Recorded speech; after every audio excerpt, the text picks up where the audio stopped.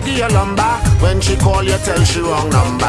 Welcome and special horny night to all fellow PCs. This is Grandpa James, aka the Soca Commissioner. Welcome to another edition of That Does Piss Me Off, otherwise known as hashtag DDPMO. If you have a friend that is pissing you off, tag them now. This is the friendship edition. Here we go. Hey, what's up? This is Nigel, aka Majah Hype. I'm an entertainer, I'm a comedian, and I'm an actor. Welcome to my APK.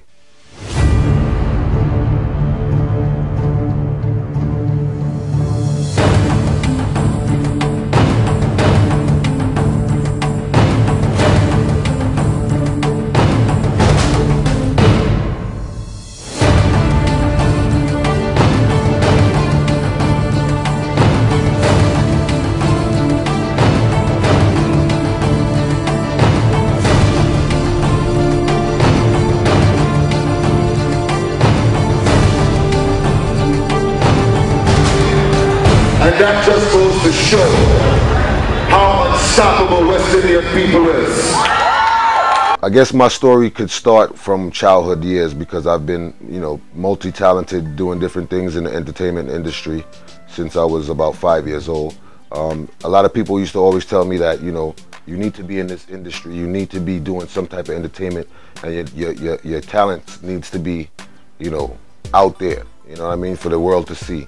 So, it took me a while to get over my confidence barrier, but, I'm here now. We are in a society where, social media is so accessible, and, you could show your talents over, social media such as Instagram, YouTube, Facebook, or whatever you have out there, It's just so much easier now from when I was a child. When Haitians get to Heaven's Gate.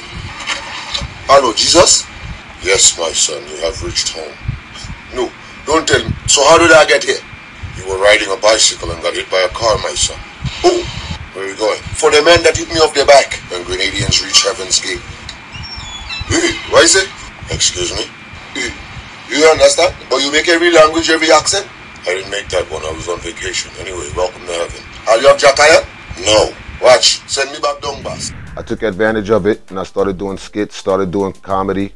And here I am today with 90,000 followers on Instagram. So my Facebook is full.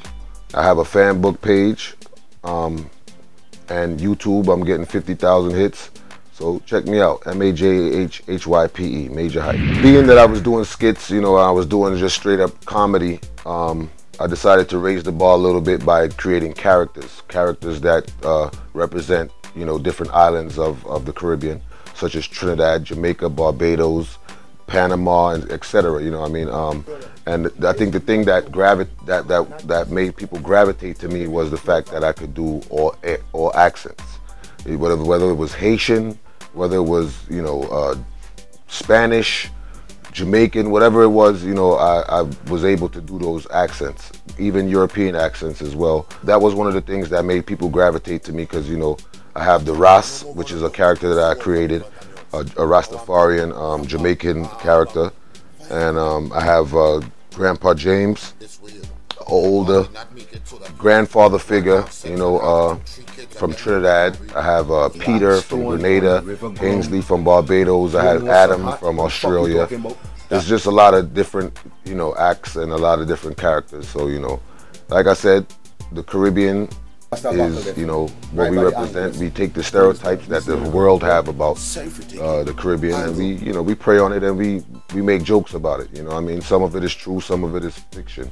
So today on West Indian Watcher, we've learned that certificate really means certificate, little more means later, buckle means bottle, and what the fuck Matches Lane means Matthews Lane.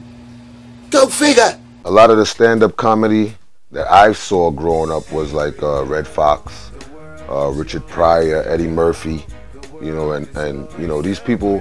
It was amazing to me how you could just stand up, and it's different.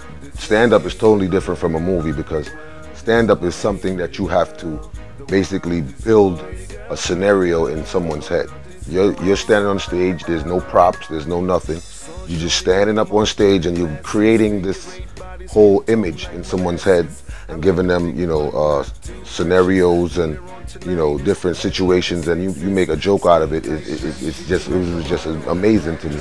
to even see that happen. So, you know, I wanted to take that challenge and be able to, you know, make people laugh by using just your imagination, by just using, you know, what you have in your access, I should say, you know, which is your mind, your thoughts, and your mouth, really.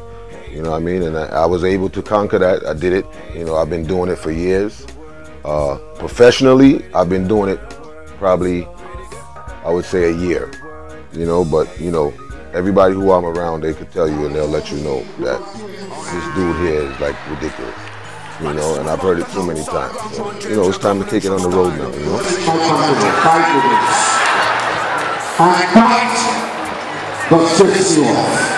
And then, you know, Instagram coming and I tell us I'm one of the #1 people on Instagram. Yeah. I mean, just go to the page. You see what it is. Like, that's, like I said, probably the funniest person I know. But just go to the page, man. You see what it is. I don't gotta convince nobody. Yeah, like you just go watch 15 seconds of anything, and you're gonna be in tears. But I knew before that. This is new to people now. This is new to them now. This ain't new to me. Like I knew what he's about. You know, a lot of people, you know, are just getting familiarized with the characters that Majah Hype plays as a comedian, but it was something that this is who Majah is, period. You know, so, you know, to his close fans, to his close friends and family members, we knew this side already of Majah, and we knew that this was already in the making. It was just a matter of time. We about to leave, go play this party, get this lunch money, but Instagram and this whole thing with Instagram and Majah's characters made me, you know, take him to Hollywood, and I'll still be in Brooklyn playing parties, but he'll be in Hollywood. You know what I'm saying? The first time I've done stand-up was at Baruch College. You know, I hosted a show at Baruch College, and I did stand-up within, you know, 20-minute to 15-minute intervals. But it was a 4-hour, you know, event. So, you know, you do the math, you know, that the show was well put together, and that was like the first stand-up, you know, experience I had, and just to see the response of people, you know, by them even knowing me before I even told a joke, was, you know, it was a beautiful feeling. But to get them to laugh, and, you know, I mean, seeing people, tears coming out of their eyes, and they're dying and they're laughing, and, you know, that was just the greatest experience, because that's what you know, nobody wants to go on stage and bomb. They are so fire, people. But there's one like this. For your children, the kids in Mother and you already so. I hope they catch a lot of Mother. You know, I had everybody laughing. It was the best experience ever, because, you know, you finally reach to that point where you know that this is something that, you know, you love and you want to do and you can do. So, I mean, that was just one of the best experiences ever to me. My skits are, I gotta say, inspired by God, because I don't write anything down. The skits that you see on YouTube and Facebook and Instagram is just basically me getting up in the morning, praying, and, you know, being inspired. You know, it just comes straight out of my head. All the situations and all the scenarios that I put together is all just, you know, made up right there on spot, because I do all of my skits on my phone. My iPhone, you know what I mean? And I do it through Instagram. There's no editing app, there's none of that. I do it straight through Instagram, and I just get the shots that I want. And, you know, because, by the way, all the skits are all me. You know, all the characters are all me. I'm speaking to myself, so, you know, it's kind of difficult, but it's funny after you watch it. Anyhow, you know, I hold the phone, act it out, change characters, play the other part, and, you know, that's how it comes together, and that's how I make you guys laugh. I hope you guys have learned something today. But here we come, baby. Keep your lock right here, you never know. We might be watching you one day. Adam out. That does piss me off.